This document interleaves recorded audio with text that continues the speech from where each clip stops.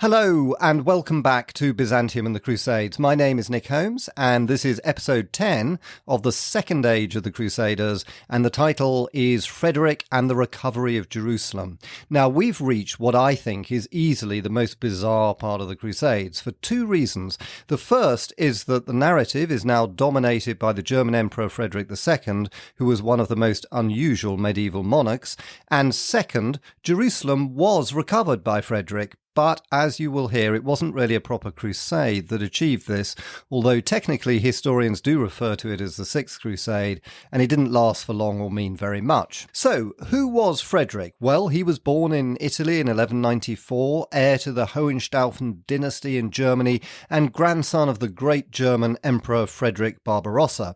He was also the heir to the Norman kingdom of Sicily. He took control of Sicily and went on to defeat his rivals to become king of Germany. And then in 1220, aged 25, he was crowned emperor in Rome by Pope Honorius III. Now, Frederick was no ordinary medieval monarch. He astonished his contemporaries by setting up his court at Palermo in Sicily, where he kept a harem guarded by black eunuchs. He had dancing girls, an Arab chef, and a menagerie of animals, including elephants, lions, and camels. So he might sound a little bit like a decadent Roman emperor, but in fact, he was also extremely intelligent and capable. He spoke 6 languages, including Arabic, and was fascinated by philosophy, poetry, mathematics, astrology and science, and encouraged free thinking in all of these areas. He also established a very efficient government in Sicily. But most amazingly of all for the Middle Ages, he was a religious skeptic and described Moses, Christ and Muhammad as a trio of deluded charlatans and demanded that the church give up its material wealth. Not surprisingly, as you'll hear, this didn't exactly go down well with the medieval papacy, who excommunicated him 3 times. So all in all, he was a pretty extraordinary guy who fascinated his contemporaries as well as historians who see him as the first example of an enlightened European monarch and a forerunner for the Renaissance. Now, when it comes to the Crusades, as you heard in the last episode, he failed to show up for the Fifth Crusade, but then decided that he would claim the Kingdom of Jerusalem for himself. So, without further ado, let's hear the bizarre story of how Frederick recovered Jerusalem. As before, I'll read extracts from my adapted version of Sir Stephen Runciman's wonderful History of the Crusades. Hope you enjoy it.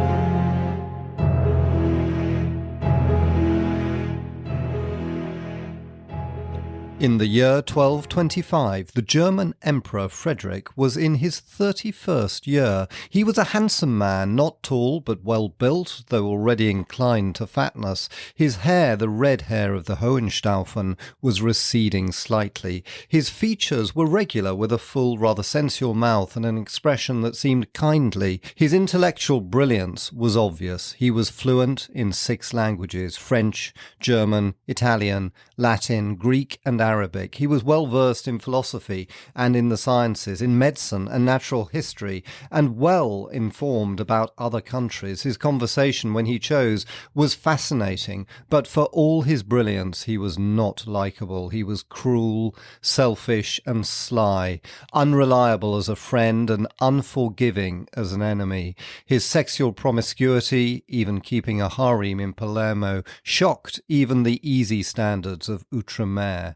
He loved to outrage contemporaries by scandalous comments on religion and morals. In fact, he was not irreligious, but his Christianity was of an intellectual variety. He considered himself to be God's anointed viceroy on earth. He knew himself to be a competent student of theology, but he was not going to submit to the dictation of any bishop, were it even the Bishop of Rome. He saw no harm in taking an interest in other religions, especially Islam, with which he had been in touch all his life. He would not consider the Byzantines to be schismatic because they rejected the authority of the Pope, yet no ruler persecuted more savagely such Christian heretics as the Cathars and their kin. To the average Westerner, he was almost incomprehensible. Though he was by blood half German, half Norman, he was essentially a Sicilian by upbringing, the child of an island that was half Greek and half Arab. As a ruler in Constantinople or in Cairo, he would have been eminent but not eccentric. But as King of Germany and the Western Emperor, he was a terrifying novelty. He treated his new Empress Yolanda cruelly. The day after their wedding, she found him seducing one of her cousins. When she protested, he sent her to the harem that he kept at Palermo, and there she lived in seclusion, pining for the bright life of Outremer. In 1228, she gave birth to a son, Conrad, and died 6 days later. She was not yet 17. For 2 years, Frederick delayed his promised departure on crusade until Pope Honorius, who had always indulged his outrageous behaviour, died in March 1227. The new Pope, Gregory IX, was cast in a grimmer mould. He was a cousin of Innocent III, and like Innocent was a man with a clear legalistic mind and a proud, unyielding faith in the divine authority of the papacy. Stern and austere himself, he detested Frederick as a man. Policy, as well as piety, therefore demanded that Frederick should depart for the East. And Frederick seemed ready to go. A party of English and French crusaders under the bishops of Exeter and Winchester had already sailed for the east throughout the summer of 1227. Frederick mustered a great army in Apulia. An epidemic of malaria enfeebled the army, but several thousand soldiers sailed from Brindisi in August. Frederick joined the army a few days later and embarked on the 8th of September. They had hardly weighed anchor before one of his companions, Louis, fell desperately ill. Their ship put in at Otranto, where Louis died, and Frederick himself became ill. He left the fleet, which he sent off to Acre under the Patriarch of Jerusalem, and went to recover his health at the spa of Pozzuoli. An envoy was dispatched to Pope Gregory to explain the unavoidable delay, but Gregory was unconvinced by the tale. The emperor, he thought, was prevaricating again. Therefore he excommunicated him at once and repeated the sentence solemnly at St. Peter's in November.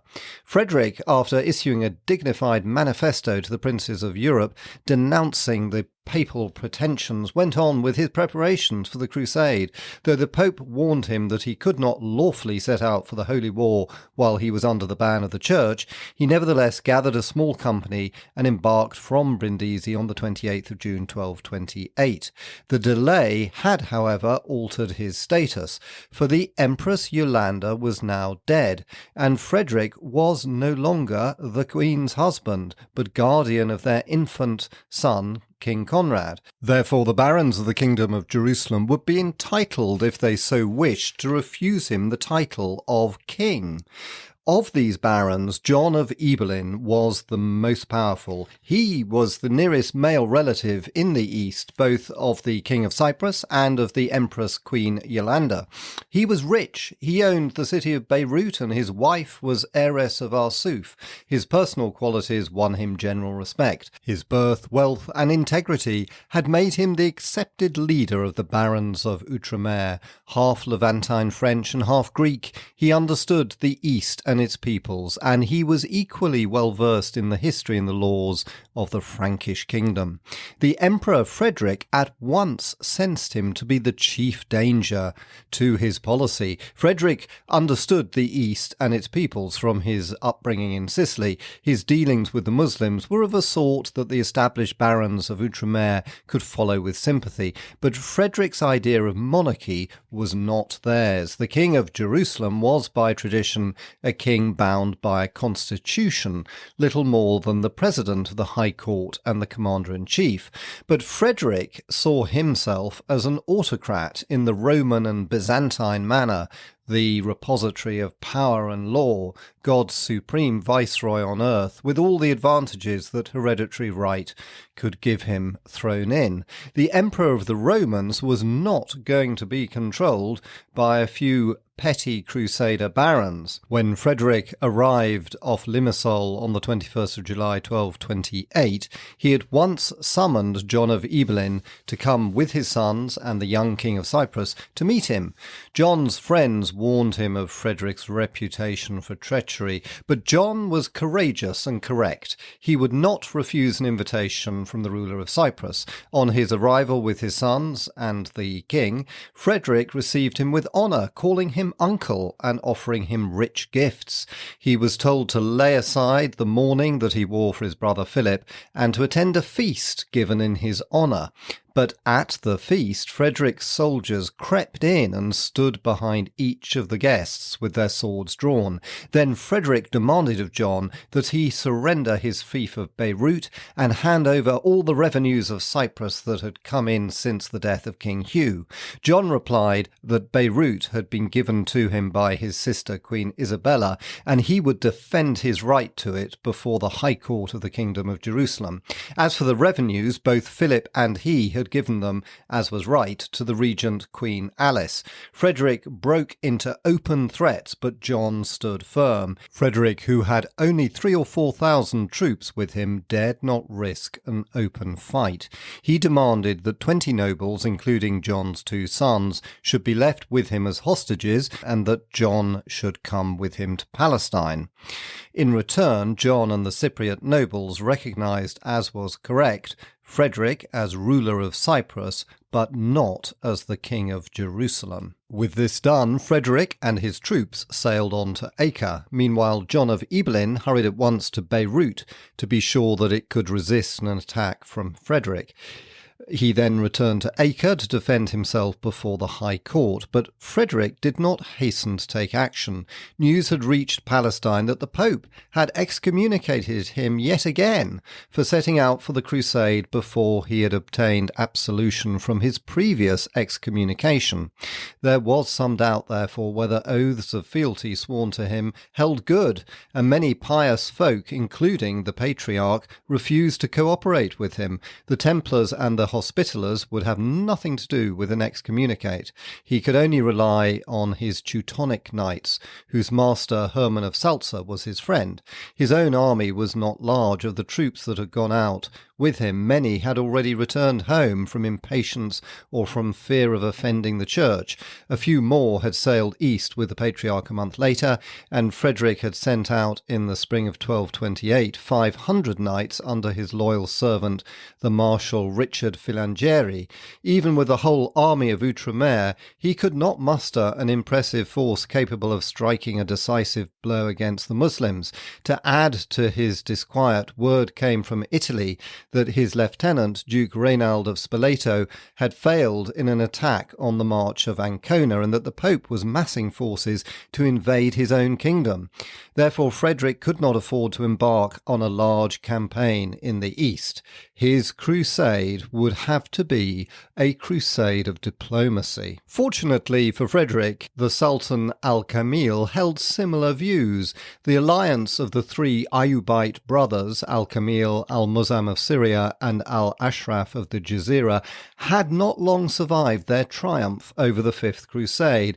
Al-Muzamm had always been jealous of Al-Kamil, and now he rightly suspected that Al-Kamil and Al-Ashraf were planning to divide his lands. To the east of the Ayyubites, the great Khwarezmian empire of Jalal al-Din was reaching its apogee. Jalal al-Din had driven off a Mongol invasion and now ruled from Azerbaijan to the Indus, dominating the Caliph at Baghdad. Though the presence of the Mongols kept him from adventuring too far into the west, he was a potential danger to the Ayyubites, and when Al-Muzamm, despite his brothers, called on him for help and in 1226 recognized his authority, Al-Kamil was genuinely frightened. Al-Ashraf was on the defensive, enduring a siege in his capital at Aklat. The Mongols at this moment were busy in China, and an appeal to them, were it indeed a wise idea, would go unheeded. So in the autumn of 1226, Al-Kamil had sent one of his most trusted emirs, Fakhr al-Din, to Sicily to ask help from the Emperor Frederick. Frederick was sympathetic but made no promises. He was then still contemplating an active crusade, but to keep the negotiations open, he sent Thomas of Acera, who was already in Palestine together with the Bishop of Palermo, to Cairo with gifts and friendly messages for the Sultan. Al-Kamil suggested suggested, as he had done during the Fifth Crusade, that he was ready to restore Jerusalem to the Christians. Unfortunately, it belonged to his brother Al-Muazzam, and when the Bishop of Palermo went to Damascus to clinch the arrangement, Al-Muazzam angrily replied that he was no pacifist. He still used his sword. Meanwhile, Fakhr ad-Din revisited Sicily, where he became an intimate friend of the emperor and received a knighthood from him. Frederick's departure for the east, so eagerly pressed by the Pope, was equally urged by the Sultan. But before Frederick had set out, the situation was changed. Al-Muazzam died on the 11th of November 1227, leaving his dominions to a youth of 21, his son an-Nasir. As the new ruler was weak and inexperienced, Al-Kamil at once prepared to invade his territory. He marched into Palestine and captured Jerusalem and Nablus. An-Nasir appealed to his uncle Al-Ashraf, who hastened to his rescue, announcing that he'd come to see that the Franks did not take advantage of the situation to annex Palestine. Al-Kamil was loudly making the same claim, which sounded plausible, as Frederick was now on his way to the east. Eventually, the two brothers met near Gaza and decided to divide their nephew's lands between them, still protesting that they were acting altruistically in the interests of Islam. An-Nasir was encamped at Bison, where Al-Ashraf planned to capture him, but the boy heard of the plot and fled to Damascus.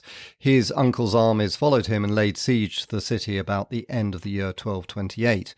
Under these circumstances, Al-Kamil regretted Frederick's coming. He had every prospect of obtaining Palestine permanently for himself, for the Khwarezmians showed no sign of coming to An-Nasir's help, but the presence of a crusading army at Acre meant that he could not concentrate all his forces on the siege of Damascus. Frederick was not entirely to be trusted. He might decide to intervene on An-Nasir's behalf. When Frederick sent Thomas of Acera and Balian of Sidon to Al-Kamil to announce his arrival, Al-Kamil told Fakhr ad-Din to visit the emperor once more to open negotiations and keep them open as long as possible until Damascus should fall or Frederick should go home. There followed several months of bargaining in an atmosphere partly of mutual bluff and partly of mutual admiration. Neither emperor nor sultan was fanatically devoted to his religion. Each was interested in the other's way of life. Neither was prepared to go to war if it could be avoided, but each had, for the sake of his prestige with his own people, to drive as hard a bargain as possible. Frederick was pressed for time and his army not large enough for a major campaign, but Al-Kamil was alarmed by any show of force while Damascus was still untaken, and he was ready to make concessions to the Crusaders if it would help him to pursue his greater policy, which was to reunite and dominate the Ayyubite world. But the concessions must not go too far. When Frederick demanded the retrocession of all Palestine, Fakhr ad-Din, on Al-Kamil's instructions, told him that his master could not afford to offend Muslim opinion to such a degree.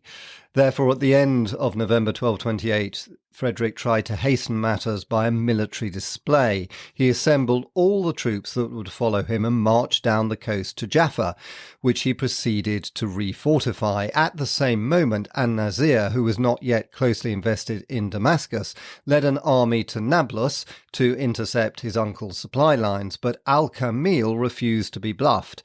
He broke off negotiations, saying that Frederick's men had pillaged Muslim villages and only resumed them again when Frederick paid out compensation to the victims. But in the end, it was Frederick who proved to be the better negotiator. When February came, An-Nasir was still unscathed in Damascus. Frederick had completed the fortifications of Jaffa, and he sent Thomas of Acera and Balian of Sidon once more to Al-Kamil. On the 11th of February, they brought back the Sultan's final terms. Frederick agreed to them, and a week later, on the 18th, he signed a peace treaty with Al-Kamil's representatives. The Grand Master of the Teutonic Order and the bishops of Exeter and Winchester were witnesses. By this treaty, the Kingdom of Jerusalem was to recover Jerusalem itself and Bethlehem with a corresponding corridor running through Lydda to the sea at Jaffa. The temple area with the Dome of the Rock and the Mosque Al-Aqsa was to remain in Muslim hands, and Muslims were to be allowed the right of entry and freedom of worship. Frederick might rebuild the walls of Jerusalem. All prisoners on both sides were to be released. The peace was to last 10 years by the Christian calendar and 10 years and 5 months by the Muslim calendar. Thus, without striking a blow, Frederick had won back the holy places for Christendom.